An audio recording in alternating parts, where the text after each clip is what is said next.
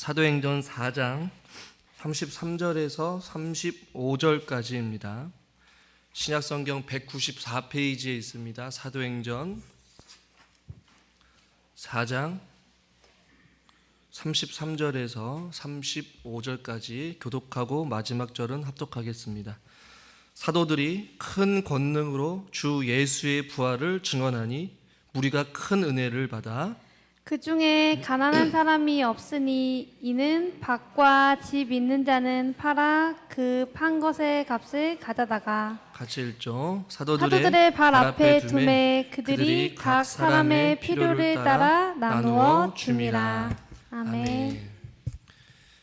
옆에 있는 분들과 인사합시다. 잘 오셨습니다. 네. 네. 여러분, 부활절을 생각하면 가장 먼저 떠오르는 것이 무엇이 있습니까? 예수님이 십자가상에서 3일 만에 돌아가셨다가 3일 만에 부활하신 그 놀라운 사건, 이 사건은 사실인 것이죠. 부활절을 생각하면 어렸을 때는 계란을 받았던 그 기억이 어렴풋이 나기도 하고요. 또 부활절 새벽 예배 때 촛불 예배나 흰 한복을 입고 나오셔서 함께 예배를 드렸던 그 어머님과 또 권사님들의 모습들이 또 떠오르기도 합니다.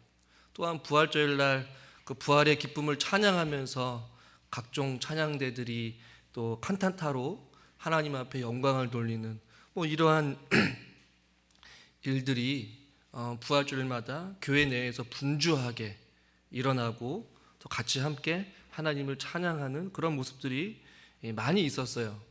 어느 순간부터 이런 것들이 정상적으로 되지 못하고 또 부활의 기쁨, 이 예배를 드리는 것조차도 많은 어려움 속에 있었다는 말입니다.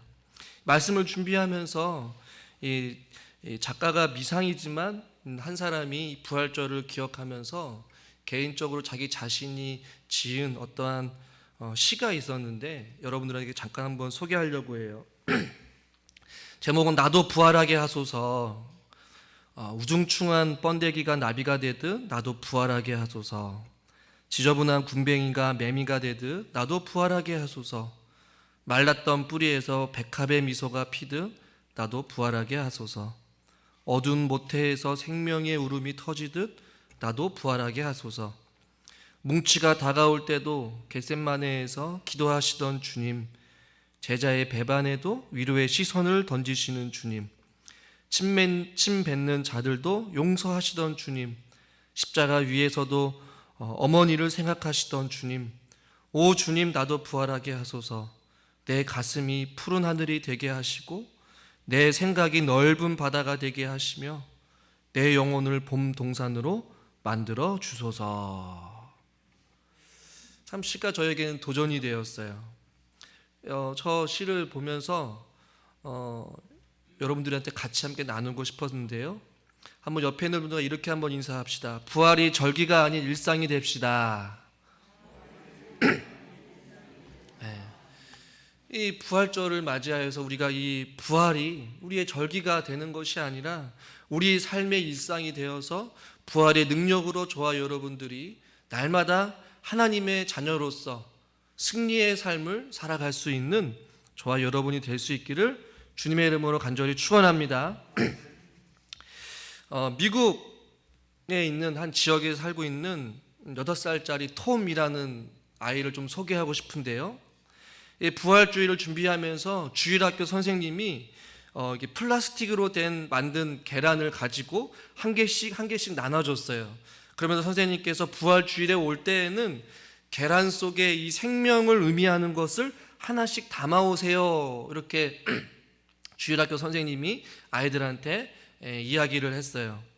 부활주일이 되어서 아이들이 하나둘씩 모였는데 어떤 아이는 그 플라스틱 달걀 속에 살아있는 곤충을 가져오기도 하고 어떤 친구들은 나뭇잎을 가져오기도 하고 어떤 친구들은 벌레를 넣어오기도 했어요. 그런데 몸이 좀 불편하고 아팠던 그 톰은 휠체어를 타고 오면서 빈 계란을 가지고 왔다라고 이야기를 해요. 선생님은 그 어린 아이에게 상처가 될까봐 굉장히 조심스럽게 묻습니다. 톰아, 빈통에 넣고 싶은 것이 전혀 없었니? 이렇게 조심스럽게 질문을 하자 이 톰이 선생님한테 아주 당당하게 이야기를 해요. 선생님, 제 생각에는 빈 무덤에 부활이 있는 거잖아요. 이렇게 이야기를 했어요. 빈 달걀이어야지 병아리가 태어난 거라고 생각했어요. 선생님, 그리고 빈 계란은 병아리가 생명을 얻어 나간 자국이에요. 그래서 나는 부활을 기념하면서 빈 계란을 가지고 왔습니다 라고 이야기를 했다라고 해요. 그리고 그 톰이라는 어린아이는 10개월 후에 병으로 세상을 떠나게 되었고, 그의 관 위에는 꽃 대신 빈 계란이 올려져 있었다라는 이런 이야기를 책에서 우연치 않게 보게 되었어요. 부활절을 우리가 매년마다 보내면서 우리가 부활절을 맞이하는 우리들의 마음은 어떠한가라는 생각을 해보게 되었어요. 이 톰이라는 어린아이보다도 못한 내 자신의 어떠한 그 연약한 부분들을 발견하게 되었습니다.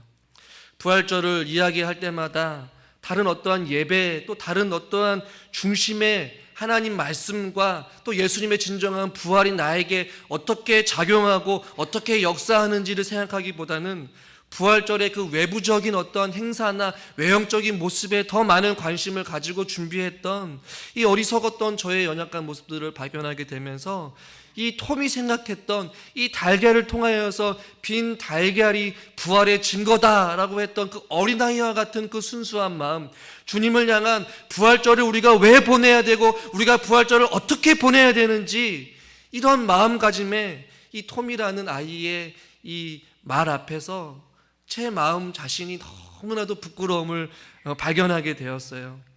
여러분들은 부활절을 맞이하여서 어떤 마음과 어떠한 생각을 가지고 주님전에 나왔습니까? 오늘 저는 특별히 부활절에 익숙한 본문은 아니지만 사도행전 4장의 이 말씀을 통하여서 주 예수의 부활을 증언할 때에 어떠한 놀라운 일들이 일어나게 되었는지를 잠깐 한번 말씀을 통해서 한번 살펴보려고 해요. 대부분의 많은 사람들이 부활절 하면 너무나도 당연하게 생각해요.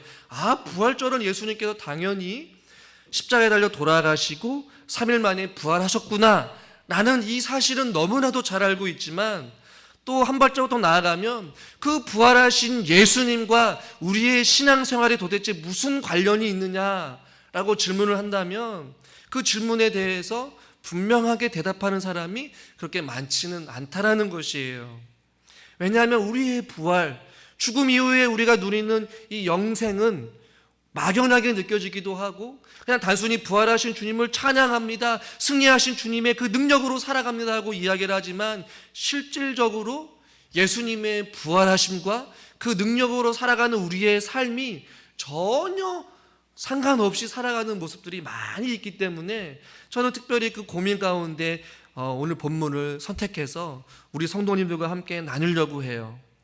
오늘 여러분 잘 보시면 33절에 우리가 사도행전을 수요일마다 살피고 있지만 우리 33절 말씀을 다시 한번 읽어보겠습니다.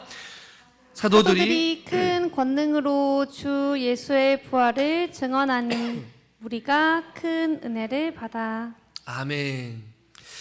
여러분, 사도들이 어떠한 자들이었습니까? 우리가 사도행전을 말씀을 통해서 들었기 때문에 어떠한 일들이 일어나는지 알게 되지만, 사도들, 예수님이 십자가에 달려 돌아가실 때 그 사건들의 모습들, 그리고 부활하신 이후에 예수님의 제자들의 모습들과 사도들의 모습을 보면 다 겁쟁이들이었어요. 예수님을 다 떠났고요, 도망쳤어요.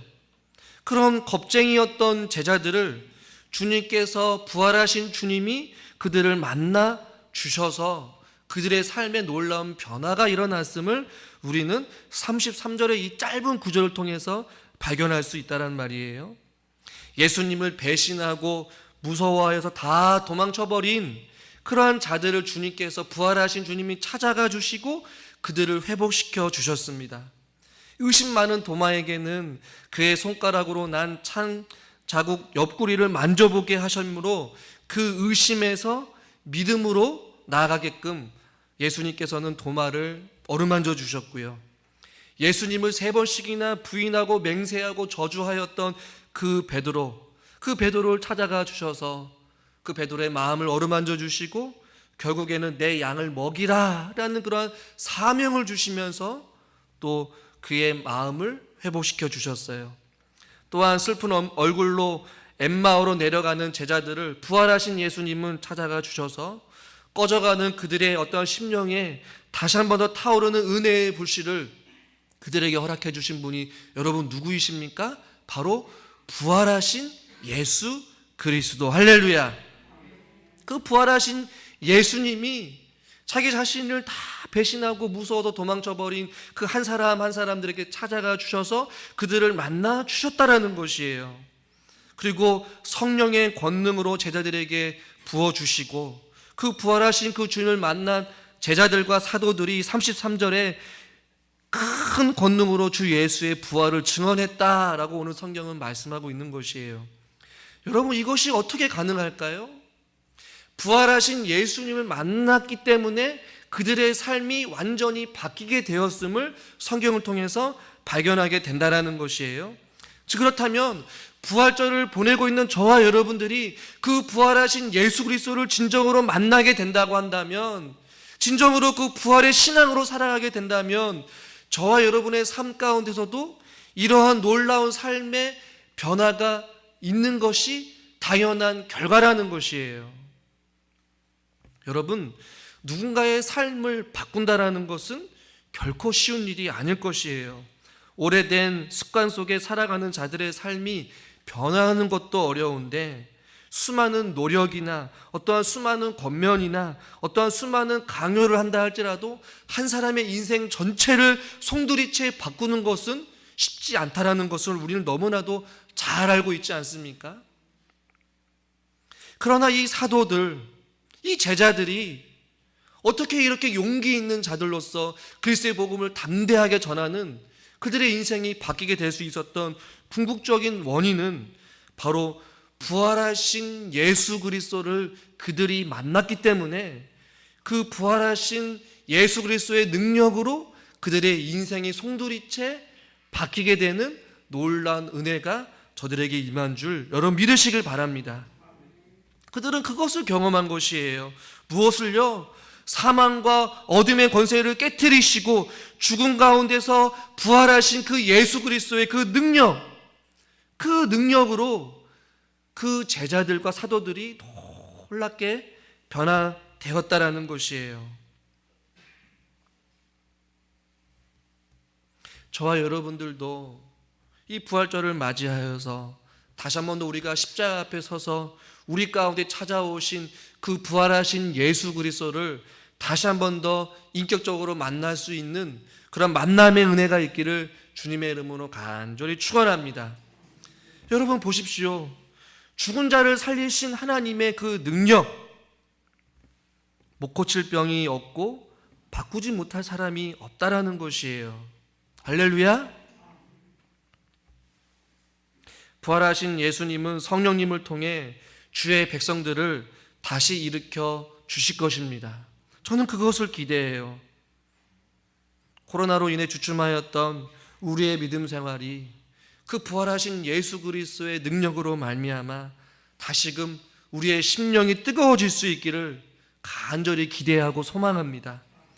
꺼져가는 각자 개인의 기도의 불씨가 그 부활하신 예수 그리스도께서 우리 가운데, 우리 영혼 가운데 찾아와 주셔서 우리의 막혔던 기도의 문을 열어주시고 또 그동안 우리가 죄로 인하여서 가로막혔던 우리의 허물이 깨져버리고 또 우리의 마음에 답답하였던 응어리지고 상처되었던 이 모든 부분들이 예수 그리스도의 은혜로 말미암아 깨끗하게 회복되어지는 이런 놀라운 역사가 우리 가운데 얼마든지 일어날 수 있다라는 것이에요. 여러분 부활절을 맞이하는 저와 여러분들에게 어떤 이러한 기대와 어떠한 이러한 소망과 어떠한 이 톰과 같은 순수한 마음을 가지고 모든 것들을 바라볼 수 있는 믿음의 회복이 있기를 저는 주님의 이름으로 간절히 축원합니다. 우리가 주님을 처음 믿었을 때 얼마나 우리의 마음이 순수했습니까? 모든 말씀이 살아 숨쉬는 것 같고 그 말씀이 우리 심령 가운데 깊이 뿌리 박혀서 아멘 아멘 주님의 말씀에 생명이 있습니다, 능력이 있습니다, 그 말씀 부여잡고 순수한 마음으로 기도할 때에 여러분의 삶에 하나님께서 어떻게 찾아와 주셔서 역사해 주셨고 여러분의 인생을 어떻게 바꿔주셨는지 여러분 너무나도 잘 알지 않습니까? 오랜 시간 속에 우리가 살아가다 보니까 우리의 마음이 무뎌졌어요. 우리의 심령이 냉랭해졌어요. 말씀에 찔림이 없어요. 깨달음이 없어요. 기도의 응답의 역사가 일어나지 않아요. 꺼져가는 우리의 어떠한 믿음의 삶 가운데에 부활하신 예수님이 제자들의 만남을 통하여서 겁쟁이들이었고 도망쳐버렸고 자기 자신의 안위를 위하여서 예수님을 떠나버렸던 그들이 부활하신 예수 그리스도를 만남으로 말미암아 겁쟁이가 아닌 위대한 사도들로서 그리스도의 복음을 목숨을 바치면서까지 그의 인생 전부를 드리게 되었던 놀라운 변화가 저들에게 일어났던 것처럼 저와 여러분들이 예수 그리스도를 인격적으로 다시금 만나게 된다고 한다면 우리들의 삶에 놀라운 이러한 변화들이 저와 여러분의 각자 개인의 삶 가운데에 놀랍게 일어날 수 있기를 주님의 이름으로 간절히 축원합니다. 또한 기대하고 바라는 것은 우리 북진청 교회가 그동안 드리지 못하였던 모든 예배들이 회복되어지길 위해서 우리가 함께 기도합시다.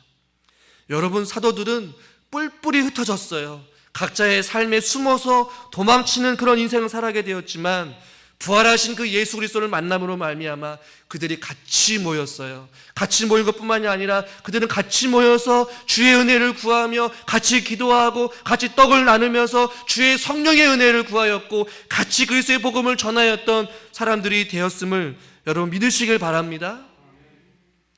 여러분, 이제는 우리가 모든 것이 회복이 되었을 때에 다시 한 번 더 우리 교회가 모이기에 힘쓰는 교회가 되기를 원하고 모일 때마다 기도하는 모임이 되기를 원하고 만날 때마다 예배하는 모임이 되기를 원하고 할렐루야, 만날 때마다 놀라운 회복의 역사가 일어날 수 있는 그러한 어떠한 하나님의 놀라운 일으키심과 회복하심과 치료하심의 은혜가 있기를 간절히 주님의 이름으로 축원합니다. 각자 제자들이 예수님을 받아들이는 것은 다 달랐지만 그들의 공통적인 변화는 삶의 놀라운 바뀜이었어요. 변화였어요. 그들의 인생이 바뀌게 되었고 죽음을 두려워하지 않은 삶으로 바뀌게 되었다는 것이죠. 도마에게, 베드로에게, 한 사람 한 사람에게 예수님을 인격적으로 찾아와 주셔서 저들의 상처와 저들의 잘못과 저들의 아픔을 치료해 주신 분은 바로 부활하신 예수 그리스도세요. 목회자인 저에게 또 여러분 앉아있는 저와 여러분 각자 개인에게 주님이 찾아와 주셔서 여러분의 찢겨진 마음, 상한 마음, 또 오랫동안 묵묵해버린 여러분의 차가운 마음을 뜨겁게 해주시고 누군가는 치료해 주시고 누군가는 싸매어 주시고 각자에게 그 부활하신 예수님이 찾아오기를 여러분 기대하시고 사모하십시오. 아멘. 주 예수여 어서 오시옵소서. 그것을 기대하면서 소망하는 자들, 갈망하는 자들, 기대하는 자들에게 하나님께서 놀라운 은혜로 채워주실 줄 믿습니다. 33절 말씀을 다시 보십시오. 사도들이 큰 권능으로라고 말씀하고 있어요. 부활하신 예수님께서는 저들에게 찾아와 주셔서 저들의 삶을 변화시켜 줄 뿐만 아니라 주의 성령을 선물로 주시고 권능을 주시되 큰 권능을 주셨다라고 말씀하고 있어요. 여러분, 우리가 변화되어서 이 땅 가운데 살아가는 것, 여러분 우리가 경험했잖아요. 코로나로 인하여서 이 질병 앞에서 우리가 아무것도 할 수 없고 예배를 드리는 것도 어려움 속에서 우리가 그토록 2년이라는 시간 동안 우리가 예배를 오후 예배를 못 드리지 않았겠습니까? 앞으로 이 수많은 핍박과 환난과 질병과 재난과 기근과 어떤 아픔과 전쟁이 계속해서 끊임없이 일어날 때마다 우리의 믿음이 흔들리지 아니하고 우리가 그 살아가는 순간순간마다 우리가 하나님의 백성들로 살아갈 수 있는 궁극적인 승리의 요인은 바로 부활하신 예수 그리스도께서 사랑하는 주의 거룩한 백성들에게 큰 권능으로 덧입혀 주셔야지만이 우리들이 이 험난한 세상을 살아갈 수 있다라는 것이에요. 여러분, 주의 성령의 큰 권능을 우리에게도 부어달라고 주의 성령을 우리들이 사모할 수 있기를 바랍니다. 주님, 우리에게 권능을 베풀어 주시옵소서. 지혜가 부족한 자들은 주여 우리들에게 지혜를 베풀어 주시옵소서. 몸이 연약한 자들은 주님 우리들에게 영육간에 강건할 수 있는 은혜를 허락해 주시옵소서. 환경이 열악한 자들 주여 우리가 믿음으로 온전히 살아갈 수 있는 환경을 허락하여 주시옵소서. 이것이 우리의 기도의 제목이 되어야 될 줄 믿습니다. 주님은 우리에게 그냥 찾아온 것이 아니에요. 그 부활의 능력이 되신 주님께서는 우리에게 소망이 되어 주셔서 우리에게 큰 권능으로 우리에게 찾아오신 줄 여러분 믿으시기를 주님의 이름으로 간절히 축원합니다. 큰 능력으로 찾아오신 그 주님, 그 부활하신 예수 그리스도를 만난 그의 제자들과 사도들에게 어떠한 삶의 변화가 일어났느냐? 33절 말씀을 다시 한번 우리가 읽겠습니다. 사도들이 그의 부활을 증언하니 무리가 큰 은혜를 받아. 아멘. 다시 읽으면 사도들이 큰 권능으로 주 예수의 부활을 어떻게 했다라고요? 증언하니라고 말씀하고 있어요. 여러분, 이 부활은 우리가 선포해야 됩니다. 할렐루야. 예수 그리스도의 그 부활의 능력을 경험한 자들, 부활하신 예수 그리스도를 만나는 자들은 가만히 있지 않았다는 것이에요. 그 부활의 능력을 자기네만 누린 것이 아니라는 것이에요. 주 예수의 부활을 증언하니라고 말씀하고 있어요. 선포하는 것이에요. 공개적으로 알리는 것이에요. 부활의 말씀으로 선포되어야 되고 세상에 공적으로 알려야 된다는 것입니다. 무엇을요? 주님이 우리의 유일한 구원자이십니다. 나와 당신의 죄를 위하여서 십자가에 달려 돌아가시고 3일 만에 부활하셨습니다. 할렐루야. 그분이 우리의 구원자이십니다. 이 사실을 선포하는 것이에요. 여러분, 세상은 흔들리고 사람들은 변하여도 영원히 변하지 않는 것이 여러분 무엇인 줄 아십니까? 바로 예수 그리스도이십니다. 이사야 말씀과 같이 꽃은 시들고 풀은 마르나 무엇은 영원하다? 주의 말씀은 영원하다라는 것이에요. 세월이 바뀌고 아무리 변한다 할지라도 변하지 않는 유일한 사실은 그것은 무엇이냐면 바로 예수 그리스도가 이 땅 가운데 오셔서 우리의 죄를 위하여 십자가에 달려 돌아가시고 부활하신 사실은 영원히 변하지 않는다라는 것입니다. 사도들은 이것들을 증언했다라고 성경은 말씀하고 있어요. 제가 개인적으로 좋아하는 스펄전 목사님은요, 그가 이런 이야기를 했어요. 나는 신학을 네 마디로 요약을 한다면 예수께서 나를 위해 죽으셨다. 네 마디로 요약하면 딱 이렇게 요약을 했다는 것이에요. 그리고 세 마디로 요약을 하면 예수님께서 나를 사랑하신다. 그럼 여러분에게 퀴즈를 내볼까요? 한마디로 요약하면 뭐라고 했을까요? 스펄전 목사님이 십자가라고 이야기를 했다라고 이야기를 해요. 이 스펄전 목사님의 이 이야기를 생각하면서 저에게도 또 우리 성도님들에게도 한번 질문을 던져보고 싶어요. 이 사도들이 부활하신 그 주님을 증언하였다, 선포했다라고 이야기를 하는데 여러분의 입술을 통하여서 여러분들에게 복음을 자랑할 때에 예수 그리스도의 말씀을 선포할 때에 여러분들에게 예수 그리스도가 어떤 분이신지 누군가가 한마디로 말하고 한다고 한다면, 누군가가 몇 마디로 얘기를 하려고 한다면 여러분들은 무엇이라고 말하고 싶습니까? 아니, 여러분들은 그런 말할 준비가 언제든지 되어 있습니까? 라고 질문을 한다면, 목사님, 당연하죠. 주님은 나의 사랑이십니다. 주님은 나의 구원이십니다. 주님은 나의 위해 죽으셨습니다. 이 스펄전의 목사님과 같이 우리들도 누군가가 우리에게 그런 질문을 한다면, 누군가가 우리에게 예수 그리스도를 모르는 사람을 만나게 된다면 저와 여러분들이 바로 부활하신 그 예수 그리스도가 누구이신지 증언할 수 있는 그런 어떤 복음의 내용, 어떤 복음의 경험, 어떤 복음의 그 능력이 여러분 가운데 있냐라는 것이에요. 저는 아무쪼록 이 부활의 기쁨과 감격을 여러분들이 회복할 수 있기를 주님의 이름으로 간절히 축원합니다. 여러분, 사도들이 왜 이 부활하신 주님을 증언했을까요? 그가 만난 예수님이, 그가 알고 있었던 예수님이 이제는 십자가에 달려 돌아가신 그런 그냥 한 사람의 인간이 아니라 정말로 우리의 유일한 구원자가 되심을 그들이 경험했기 때문에 주님 외에는 잘할 것이 없다라는 것을 이들이 깨달았다라는 것이에요. 주님 외에는 소망이 없다라는 것을 그들은 발견했기 때문에 그래요. 여러분, 우리들이 자랑할 것, 또 우리들이 유일하게 소망을 품고 살아가야 될 것, 또 우리가 유일하게 사랑해야 될 것이 있다면 바로 누구입니까? 예수 그리스도. 할렐루야. 우리 마음 가운데 돌같이 굳어버린 마음, 우리 마음 가운데 하나님이 아닌 다른 그 무엇을 사랑하고 있다면 그것들은 다 헛되고 헛되다라는 것을 우리가 부활하신 주님을 통하여서 깨달아 알 수 있기를 바랍니다. 땅에 있는 것을 바라보기보다 부활하신 그 영광의 주님, 하늘에 신뢰한 것을 바라보면서 우리가 오직 예수 그리스도밖에 없다라는 사실을 우리들이 기억하면서 다시 한 번 더 저와 여러분들의 심령 가운데에 이 부활의 기쁨과 이 부활의 감격을 우리가 회복하여서 만나는 모든 이들에게 부활을 증언할 수 있는 저와 여러분들이 부활의 산 증인으로서 살아갈 수 있는 저와 여러분이 될 수 있기를 주님의 이름으로 축복합니다.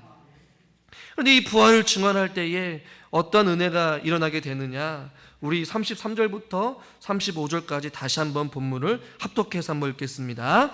사도들이 큰 권능으로 주 예수의 부활을 증언하니 우리가 큰 은혜를 받아 그 중에 한 사람이 없으니 이는 밭과 집 있는 자는 팔아 그 판 것의 값을 가져다가 사도들의 발 앞에 두매 그들이 각 사람의 필요를 따라 나누어 줍니다. 아멘. 여러분, 잘 보시면 33절에 무리가 큰 은혜를 받았다라고 말씀하고 있어요. 어떤 은혜를 받았을까요?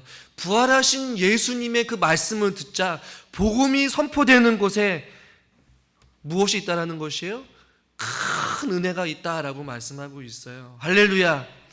여러분, 복음이 무엇입니까? 기쁜 소식이에요. 말씀이 선포되는 곳에 생명이 있고 말씀이 있는 곳에 여러분 영원한 빛이 있는 줄 여러분 믿으시길 바랍니다. 여러분, 예수님이 살아생전에 공생의 그의 사역을 보면 여러분 어떻습니까? 예수님이 머무신 곳에, 예수님이 있는 곳에 어떤 은혜가 있었어요? 항상 은혜가 있었어요.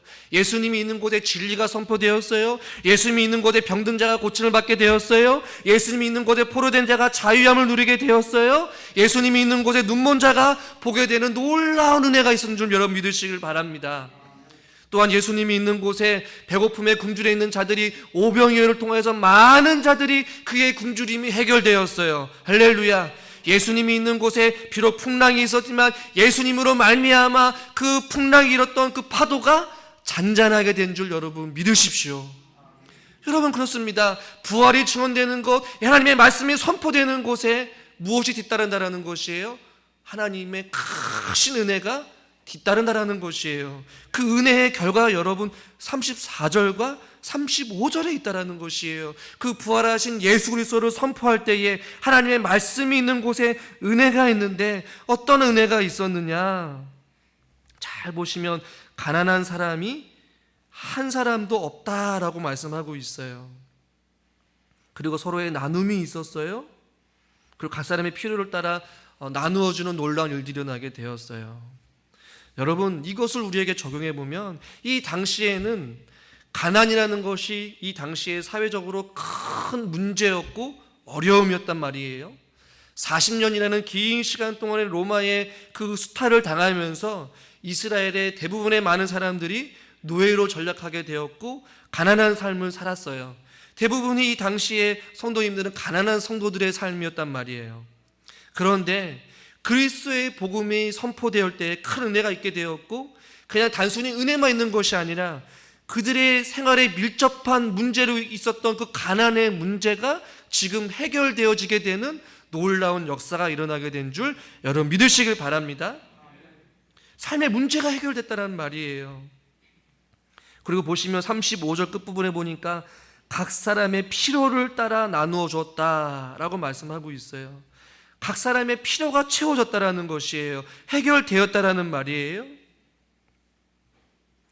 여러분, 복음의 복된 소식, 하나님의 말씀이 선포되는 곳에 단순히 영원한 생명의 은혜를 뿐만 아니라 저와 여러분의 삶에 밀접한 관계에 있는, 우리들이 살아가면서 맞닥뜨리는, 부딪히는 세상으로부터의 어떤 충돌 가운데에 있는 삶의 어려운 문제들 하나하나들이 하나님의 은혜로 말미암아, 이 부활하신 예수 그리스도의 은혜로 말미암아 하나둘씩 바뀌게 되어지고 해결되어지는 놀라운 역사가 일어나게 될 줄 여러분 믿으시길 바랍니다. 누군가엔 그것이 가난일 수도 있고요, 누군가엔 그것이 질병일 수도 있고요, 누군가에게는 또 연약한 부분이 문제가 있을 수도 있어요. 여러분 보십시오. 이 당시에 많은 그리스도인들은 가난했단 말이에요. 그런데 부활하신 예수 그리스도를 만나기 전과 후에 어떤 이들의 삶의 가치관이 바뀌게 되었고 문제가 해결되어지게 되었어요. 그동안 없었던 물질의 나눔이 있게 돼요. 어떻게 이것이 가능할까요? 은혜를 받게 되니까 물론 맞는 말이에요. 그러나 더 궁극적으로 이들의 생각 자체가 바뀌었다라는 것이에요. 부활하신 예수가 전부이기 때문에, 그 부활하신 예수님이 우리의 인생을 책임져 주시기 때문에 먹고 사는 문제까지도 다 내려놓고 지금 당장 내가 가지고 있는 것을 아낌없이 누군가에게 나눠줄 수 있는 그런 물질관이 바뀌게 된 줄 여러분 믿으시길 바랍니다. 그동안 자기중심적인 어떠한 삶이 이제는 바뀌게 돼서 누군가의 필요를 채워줄 수 있는 삶으로 바뀌게 된 것이에요. 이것이 어떻게 가능합니까? 이것이 하루 이틀 만에 가능한 것이 결코 아니란 말이에요. 부활하신 예수 그리스도의 말씀을 선포되어지고 그 말씀을 통하여서 은혜를 누리게 되고 은혜를 경험하게 되자 예수님의 마음이 그의 마음 가운데 찾아오기 시작되었고, 예수님의 마음이 어떤 마음이에요? 긍휼의 마음, 타인을 향한 사랑의 마음, 헌신의 마음이 생기게 되자 그동안 자기밖에 몰랐던 자기중심적인 삶이 이제는 누군가를 생각하고 누군가를 사랑으로 섬길 수 있는 그런 삶으로 바뀌게 됐다라는 것이에요. 이것이 어떻게 가능합니까?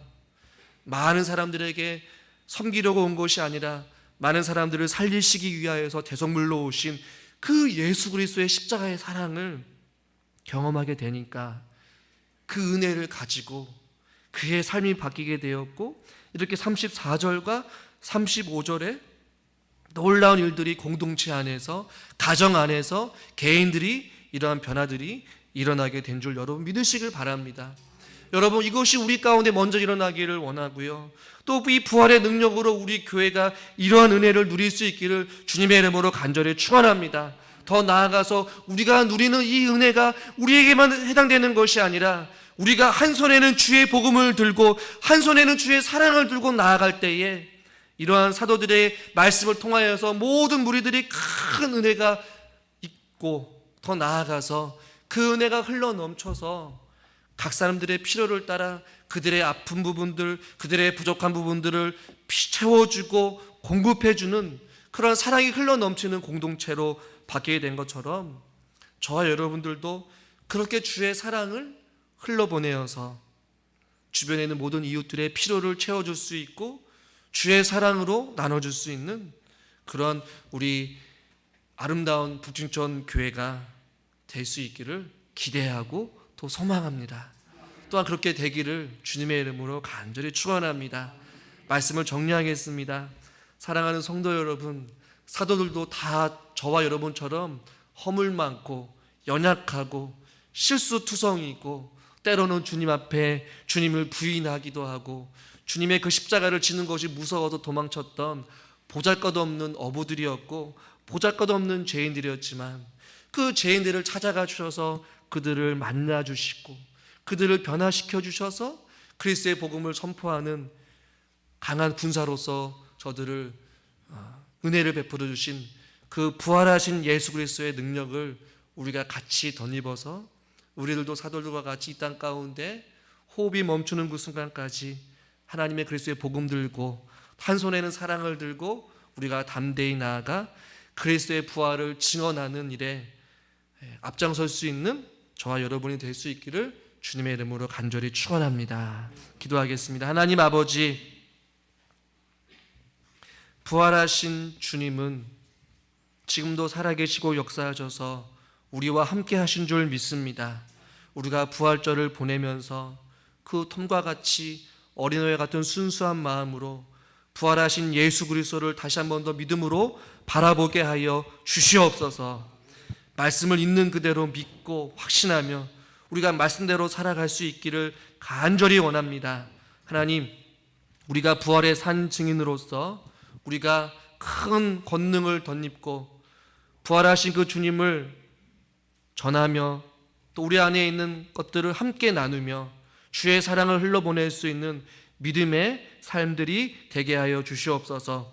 무엇보다도 우리 성도님들의 개인의 삶에 놀라운 변화가 있기를 원합니다. 예수 그리스도를 다시 한 번 더 인격적으로 만나게 하여 주시옵시고 주의 사랑으로 충만케 하여 주시옵소서. 부활의 능력으로 우리 자신들과 우리 가정과 우리 교회를 회복시켜 주시옵소서. 그래서 그 부활의 능력으로 다시 한 번 더 우리 자신들이 또 우리 가정이 우리 교회가 일어날 수 있는 놀라운 은혜가 있게 하여 주시옵소서. 예수님의 이름으로 감사하며 기도드리옵나이다. 아멘.